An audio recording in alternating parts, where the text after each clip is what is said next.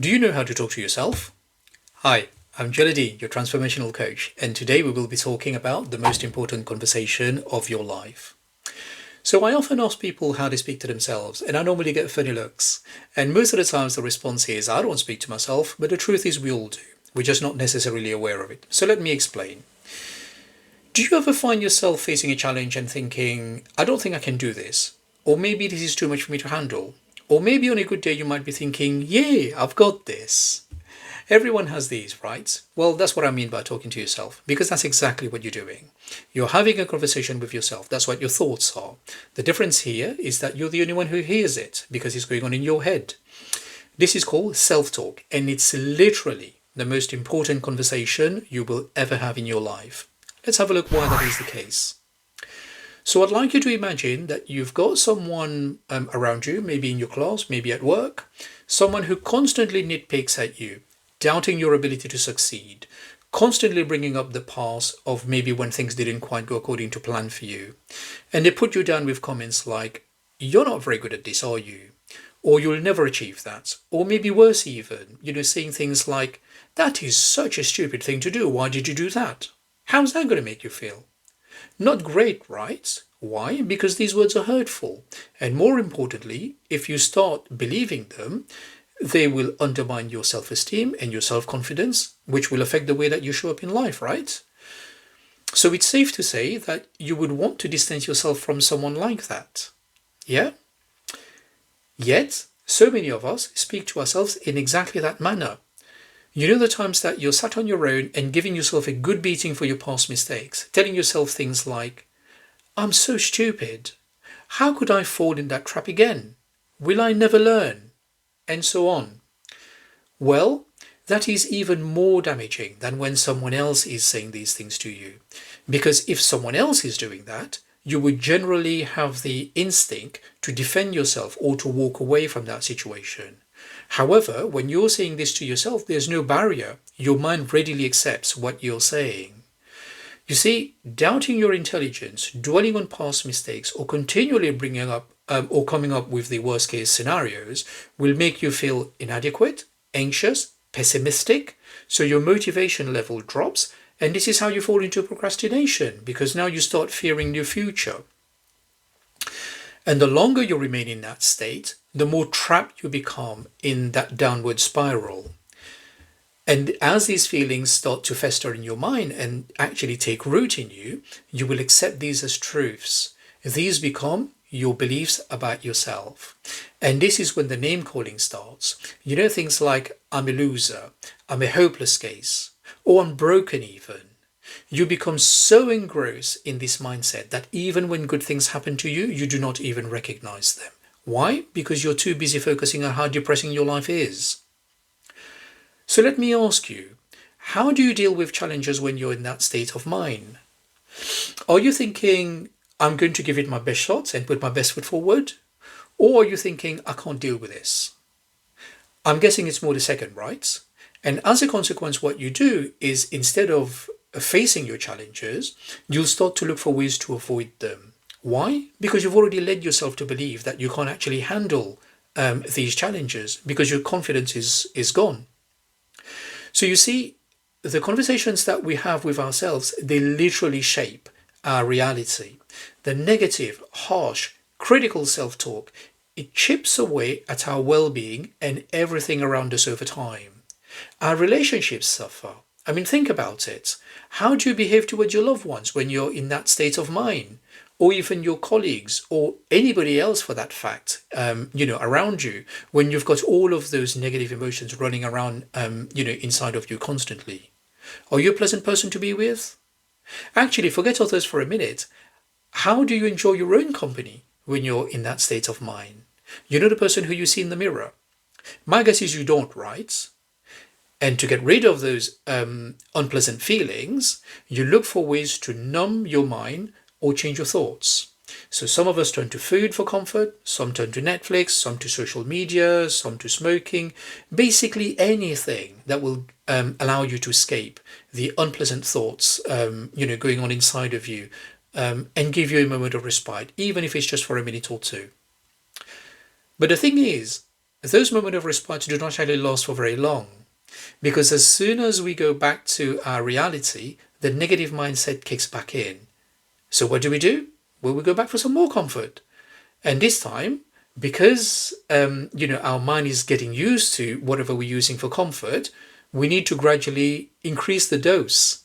So one piece of chocolate turns into a whole tablet, or a few minutes distraction on TikTok, turns into an hour without us even realizing that it's been that long, that we've been scrolling through social media. And before long, even these are not effective anymore. So then what a lot of people do is they turn to something a bit more potent, like alcohol, drugs, porn, gambling, and so on. So now not only are we not moving forward towards the thing that we actually want in life, but on top of that, we're digging an even deeper hole for ourselves. So do you see how the negative self-talk, is so damaging to us? Conversely, positive self-talk is incredibly empowering and uplifting. When you speak to yourself with encouragement, acknowledging and valuing your strengths and believing in yourself, you cultivate resilience, you become resourceful, and as a result, your motivation grows along with your self-confidence. So you're able to manage stress better and bounce back quicker from life challenges. And this helps you to continue moving forwards towards your goals, even when things become difficult. You're now in solution mode instead of just staring at your problems and continually feeling sorry for yourself. So, how do you shift from the negative self-talk to positive self-talk? Well, think about how you would advise a loved one if they were feeling low. You could encourage them to look at everything that they have achieved in life and remind them of how capable they actually are, as opposed to what they may be saying to themselves in their mind. You could reassure them that you believe in their ability to get through their challenges, even if they don't, and to keep going. You could celebrate their small wins with them to keep their spirits up. You could basically be a compassionate source of support to them, right? Well, if we can do this for others, then how about doing this for ourselves?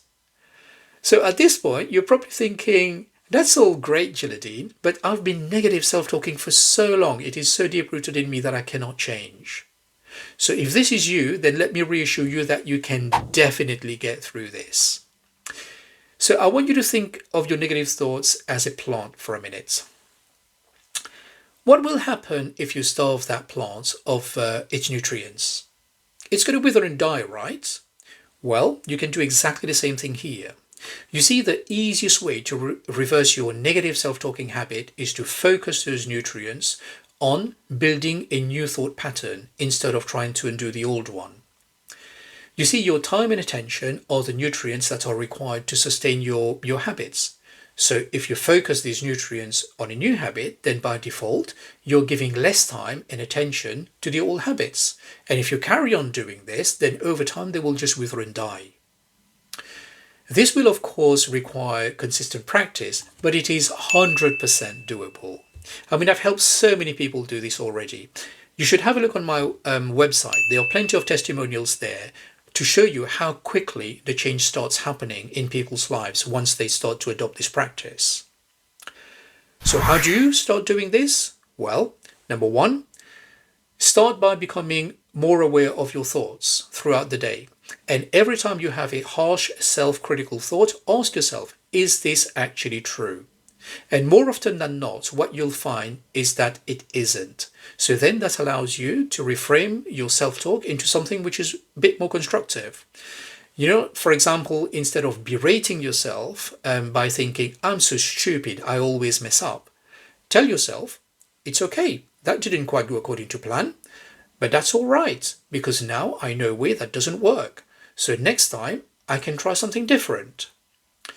Number two, just as you've been regularly repeating those disempowering thoughts to yourself, start intentionally introducing some positive thoughts into your mind each morning. Like, I have valuable skills and strengths which I can use to help myself and others around me. And remind yourself of instances where you have actually done this in the past, however small, because this will reinforce the positive thoughts that you're putting in your mind. And number three, when you succeed at something, Don't minimize it. Celebrate that win. Even small victories are worth acknowledging, as it will train your mind to look for examples of when things actually went well for you, as opposed to just focusing on when things didn't quite go according to plan. So your key takeaways from this video are, number one, the most important conversation that you will ever have in your life is the conversation that you're having with yourself. Talking negatively to yourself will destroy your self-belief and make you miss opportunities in life. So make the firm intention to speak to yourself positively from now on. Number two, don't let your negative thoughts trick you into thinking that it is too late for you.